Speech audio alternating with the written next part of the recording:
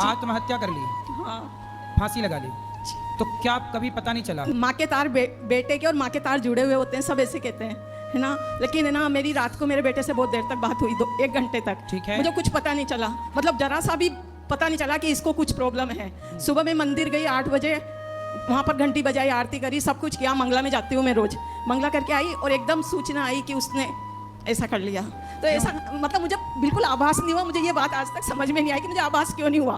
बिल्कुल नहीं हुआ महाराज जी। आत्महत्या कर ली, हाँ। फांसी लगा ली, तो क्या कभी पता नहीं चला? और IITN था आसाम में, बॉम्बे से IIT किया था उसने, मेरिट होल्डर था। इस बात का भी मुझे ये लगता है कि माँ के तार जुड़े होते हैं, लेकिन मुझे पूरी रात, मतलब उस रात बात की तब, और रात को और सुबह तक, मतलब मैं आराम से मंदिर में घंटियाँ बजाती रही, आरती करती रही, मंगला करती रही। मुझे जरा सा भी आभास नहीं हुआ कि मेरे साथ ऐसा होने वाला है या मेरा बेटा ऐसा करने वाला। घर पे आते एकदम फोन आया, अब पता नहीं ऐसा क्यों हुआ मुझे। पति पत्नी की लड़ाई तो नहीं हुई थी? नहीं, कुछ नहीं हुआ, बस थोड़ा सा ऑफिस में थोड़ी टेंशन थी, तो वो तो ऐसी कोई नॉर्मल थी, बस थोड़ा सा वो हो गया था उसका प्रोजेक्ट वगैरह का, ज़्यादा नहीं था महाराज जी, ऐसा नहीं था। मैंने उससे पूछा, मम्मी ऐसी कोई बात नहीं है, चलता रहता है ऑफिस का, तो इसके अलावा उसने कुछ नहीं बोला। ऐसा हुआ महाराज जी, मेरे को बस यही नहीं समझ, मेरे को आभास क्यों नहीं हुआ, बस।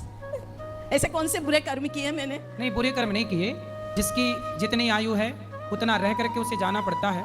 आपको आभास नहीं हुआ, नहीं हुआ बस क्योंकि वो टाइम पूरा था।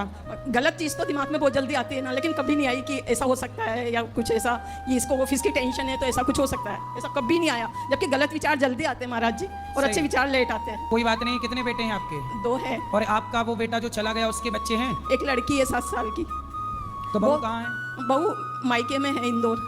बहू भी इंजीनियर है। तो वो बहू, अभी विवाह के कितना टाइम हुआ था? विवाह को हुए थे 12 साल।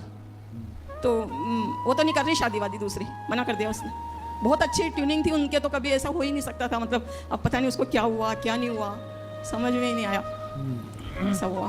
चलिए, ईश्वर का विधान मान के, ईश्वर की मर्जी मान के ईश्वर का चिंतन करिए। तो इस मृत्यु लोक में आए हैं तो मरना पड़ेगा, ये सत्य है। नहीं, वो तो सब पता है। इसलिए वो हो सकता है कि वो बेटी जब पैदा होने वाली थी तब मर जाते, वो उनकी मृत्यु तब रही हो, पर भगवान ने इतने दिन और उन्हें रोका और अब वो गए।